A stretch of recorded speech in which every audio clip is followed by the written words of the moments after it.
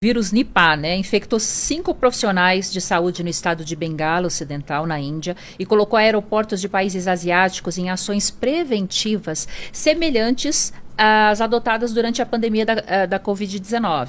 Segundo a OMS, o Nipah está entre as 10 doenças prioritárias, junto já com a Covid-19, devido ao seu potencial para causar epidemias. A doença apresenta a taxa de mortalidade elevada de 40% a 75%, e ainda não tem vacina, não tem tratamento, está sendo estudado.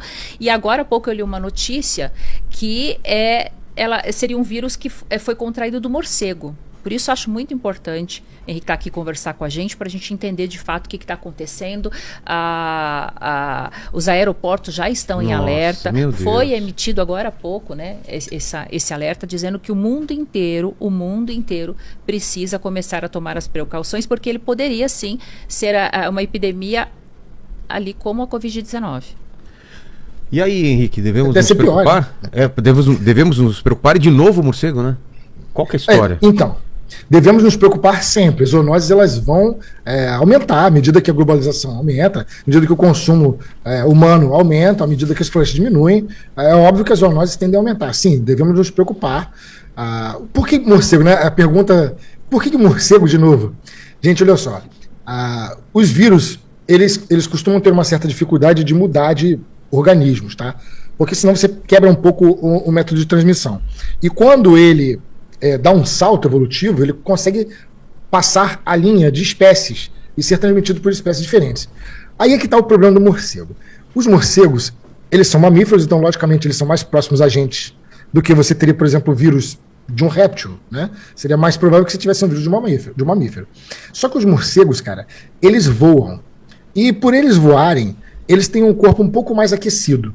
Quando você está com febre, você está combatendo um organismo que está te infectando, por exemplo, né? A sua febre é para isso, a sua febre é para que você aqueça e, de certa forma, desnature as enzimas de um patógeno ou algo parecido, e você consiga sobreviver. Ou seja, o seu corpo, ele meio que tenta te matar para tentar matar aquilo que está te parasitando, entende?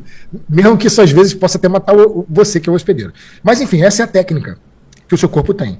Agora, os morcegos, eles ficam um pouco mais aquecidos, entende, Guilherme? E aí, por que voam? E se eles ficam mais aquecidos, eles por si só, por seleção natural, acabam selecionando vírus que aguentam a sua febrezinha, sabe? E não para por aí, porque os morcegos, muitos deles, né, têm o hábito de viver em cavernas. Não o morcego do Nipah, mas outros morcegos, quer dizer, até o morcego do Nipah também pode entrar em caverna, mas os morcegos, muitos deles gostam de ficar em cavernas. E aí você está falando de organismos de espécies diferentes.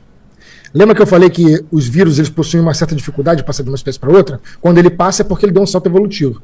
Agora, se ele já é selecionado a organismos que superaquecem, se ele já está no meio de um monte de outras espécies, onde vai passando de uma espécie para outra, a chance de passar para o humano aumenta bastante. Por isso que você tem problemas com vírus, são potenciais, vírus produzidos que são selecionados por morcegos, e talvez a própria Covid tenha vindo de lá. Talvez, tá? A probabilidade é grande.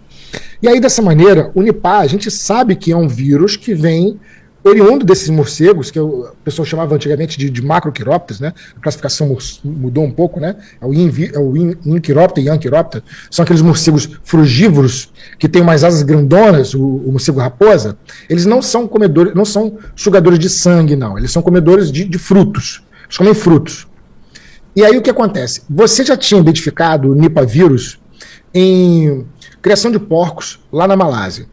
Por que isso acontecia? Porque o morcego, ele é um morcego frugívoro, ele come frutinha, então ele comia as frutinhas, e a frutinha que caía com a saliva dele, que esse vírus é um vírus dos paramyxovírus, que é do mesmo grupo do sarampo, e aí então me lembra de falar sobre isso depois.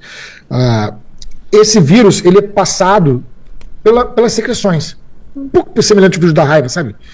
O porco vai lá, comia o fruto que foi mordido por esse morcego, se contaminava, e aí o ser humano se contaminava com esses porcos, com essas criações que estavam próximas aos morcegos. E aí, como a letalidade parece ser muito alta, esse vírus ele meio que fica contido, né? Se diminui a letalidade, ele se espalha mais. Se a letalidade é muito alta, ele se espalha menos. Isso é uma regra matemática. Então você tinha ali uma letalidade altíssima, o pessoal conseguiu isolar, Porém, começou a aparecer isso, e a gente já conhece ele desde 1999, se não me engano. E agora a gente está encontrando ele na Índia. A gente já teve, se não me engano, 300 casos de óbito por conta desse vírus, e agora em Bangladesh, tem 2 locais na Índia, se não me engano, onde ocorreu isso, está isolado. Você teve um encontro sem ser porcos como intermediário, pessoas que provavelmente comeram frutas que foi mordida por esse morcego, se contaminaram, foram para o posto e do posto contaminaram os agentes de saúde. Então se descobriu que esse vírus agora ele tem o potencial de passar de humano para humano. Isso é um problema sério. Se ele passa de humano para humano, você pode sim ter um problema sério como você teve na Covid. Essa é uma realidade, ela existe. Tanto é que você tem a OMS muito preocupada com o que está acontecendo, estudando inclusive esse vírus. E não pensa que os países que lidam com guerra também não estão preocupados com isso não, porque isso é uma arma de guerra também, um potencial biológico, tá? A realidade seja dita. Então existem estudos, a OMS está muito preocupada e tentando isolar, mas que existe potencialidade disso virar uma nova zoonose, ela existe, não vamos negar que não existe, existe. Porém, até o momento que a gente sabe está controlada. Agora eu quero lembrar o seguinte, aí agora falando sobre uma perspectiva apocalíptica, tá? Mas lembre-se, isso aqui é uma especulação. Tá. Lembra que ele é do mesmo grupo dos vírus do sarampo. E o sarampo, cara, é um vírus de aerossol, que é pior ainda do que a Covid. Um vírus de aerossol significa que se tu entrar numa sala de aula contaminado, tu contamina 95% das pessoas. Não são gotículas, é o ar. É o aerossol, ele espalha de uma forma meio, assim, bem mais vaporizada. Nossa. E aí o que acontece? Não é assim que ele se transmite, tá? Ele está sendo transmitido pela saliva, etc., secreções, contato direto, mas se essa possibilidade existe, se um dia ele muta, você pode ter uma pandemia em cima disso aí. Então, parece bobeira, o que eu estou falando aqui não é para alarmar ninguém, tá? Não é assim que ele é passado, parece estar controlado, o índice de letalidade é alto e por isso ele fica um pouco mais isolado, mas quando a gente trabalha com zoonoses, quando a gente trabalha com pandemia, essas modelagens, que são feitas por cálculos de modelagem, são cálculos muito pesados de comportamento viral, etc., elas indicam que, de tempos em tempos, nós teremos surtos virais. Isso é certo. Assim como tivemos a influenza, assim como tivemos a Covid, nós vamos ter outra. A ideia é que isso seja de 100 anos, mas ela pode reduzir o tempo justamente porque nós somos cosmopolitas, porque nós agora somos mais globais, porque agora os transportes são mais fáceis. Então isso pode acontecer, entende?